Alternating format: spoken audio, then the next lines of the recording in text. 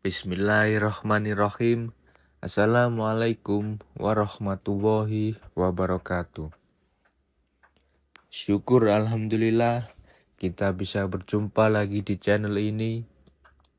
Salawat dan salam selalu dan tetap tercurahkan kepada junjungan kita Nabi besar Muhammad SAW. Allahumma sholli ala Sayyidina Muhammad wa ala ali Sayyidina Muhammad. Harapan dan doa saya, semoga saudaraku semuanya selalu diberikan kesehatan, dilapangkan rezekinya, diampuni dosa-dosanya, dan dipanjangkan umurnya. Amin amin ya rabbal alamin. Sahabat beriman yang dirahmati Allah, suatu hari tinggallah sebuah keluarga sederhana yang tepatnya berada di salah satu daerah. Kisah ini berjalan kurang lebih 4 tahun yang lalu dan dikisahkan langsung oleh seorang anak yang mengalami kejadian ini dengan cara nyata. Seorang ayah dan ibu beserta ketiga anaknya tinggal seperti layaknya keluarga biasa, di mana sang ayahnya setiap harinya berangkat bekerja dan ibunya juga sibuk mengurusi rumah tangga. Setiap hari ketika anaknya berangkat ke sekolah, di mana anak yang sulung sudah duduk di bangku SMP kelas 2, sementara anak yang kedua duduk di kelas 5 SD. Sedangkan yang bungsu ialah seorang anak wanita kecil berusia 3 tahun. Suatu ketika keluarga ini sedang menjalani kegiatan mereka seperti biasa. Tiba-tiba sang ibu dari ketiga anak itu pun meninggal dunia.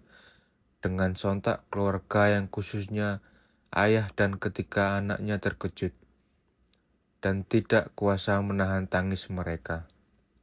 Sebab kepergian sang ibu begitu cepat dan secara tiba-tiba.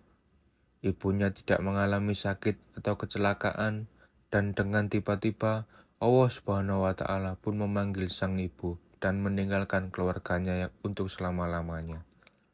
Setelah sang ibu wafat, kemudian jenazahnya dimandikan dan dikafankan. Ketika anaknya juga menangis haru, lebih-lebih lagi putri bungsunya yang masih amat kecil dan masih merindukan pelukan serta kasih sayang dari sang ibu.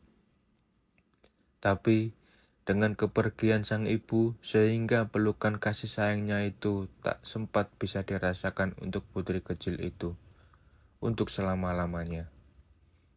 Ibu pun diantar ke kuburan untuk langsung dimakamkan.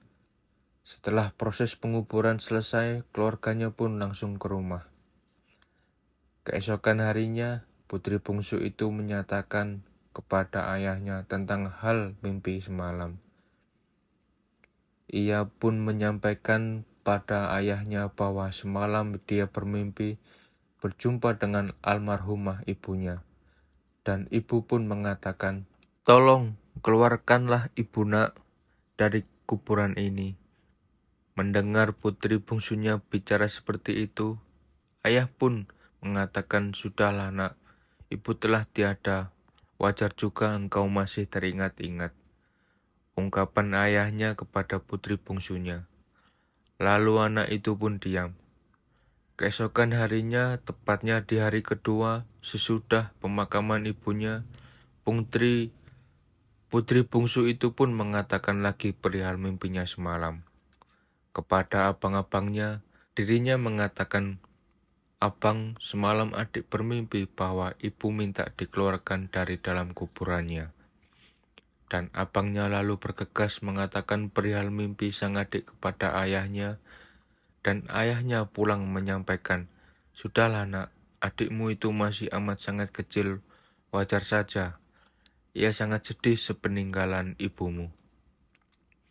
Lalu keesokan harinya, lagi tepatnya di hari ketiga, sesudah pemakaman ibunya, putri bungsu itu kembali memberitahu kepada ayahnya menyangkut perihal mimpinya, bahwa almarhumah ibunya benar-benar minta dikeluarkan dari dalam kuburnya. Putri bungsu itu pun menangis sejadi-jadinya dan terus memaksa sang ayah untuk pergi ke kuburan dan mengeluarkan ibunya dari kuburannya. Ia melihat anak kecilnya tetap menangis keras, sehingga kemudian ayahnya menemui aparat kampung dan meminta tolong kepada penduduk kampung setempat untuk membantu menggali kembali kuburan almarhumah istrinya. Sesuai dengan keadaan yang bingung dan heran, penduduk kampung juga dengan cepat membantu sang ayah dan pergi ke kuburan istrinya. Semua hadir melihat penggalian makam tersebut, apalagi putri bungsu yang tetap menangis. Melihat penggalian makam ibunya, setelah penggalian selesai, nyatanya mimpi anak itu pun benar dan nyata. Kenapa demikian? Karena para penggali kubur mendapati ibu itu dalam posisi setengah duduk atau seperti tengkurap. Kain kafan pembungkus badannya juga telah lepas. Itu tanda bahwa ibu itu berikhtiar untuk melepas kain kafannya dan membuka tali. Lalu berupaya untuk membongkar papan penutup lahatnya. Pada saat itu, para penggali kubur pun tiba-tiba menangis karena menyaksikan bahwa ibu itu sebenarnya benar-benar masihlah hidup.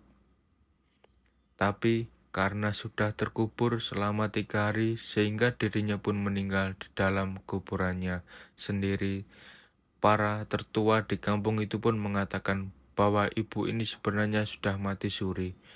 Lalu dirinya tersadar ketika sudah di dalam lahatnya.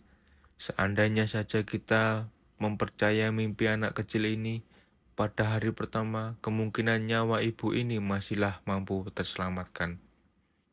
Sahabat beriman yang dirahmati Allah, pesan yang bisa kita ambil dari hikmah cerita ini bahwa janganlah meremehkan ucapan-ucapan anak kecil, dikarenakan boleh jadi itu ialah pesan yang benar.